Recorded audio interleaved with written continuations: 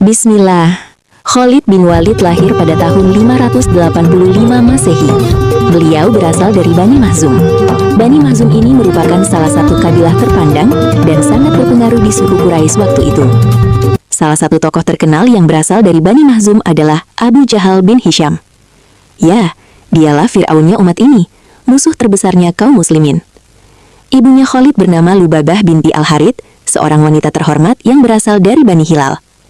Sedangkan ayahnya bernama Walid bin Mughirah, seorang tokoh yang sangat dihormati di suku Quraisy dan juga dikenal dengan kekayaannya yang melimpah ruah. Saking kayanya keluarga Khalid, setiap musim haji tiba, keluarga beliaulah yang menanggung seluruh makanan untuk menjamu para tamu yang datang. Keluarga Khalid bahkan melarang warga Quraisy lainnya agar tidak memasak di rumah mereka, karena semua hidangan dan jamuan sudah disiapkan oleh keluarganya.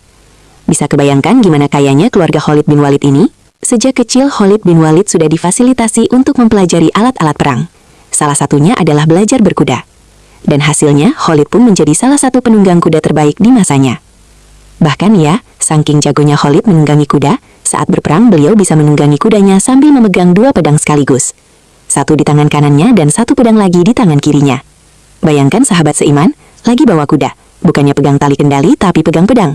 Keren gak tuh? Dan yang gak kalah keren adalah Khalid bin Walid juga menguasai semua alat perang yang dibutuhkan waktu itu.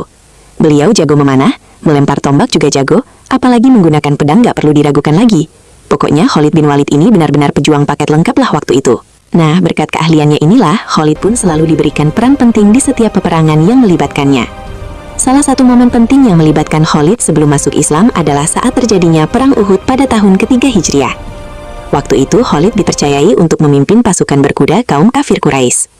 Sebenarnya saat itu pasukan kafir Quraisy sudah berhasil dipukul mundur oleh kaum muslimin.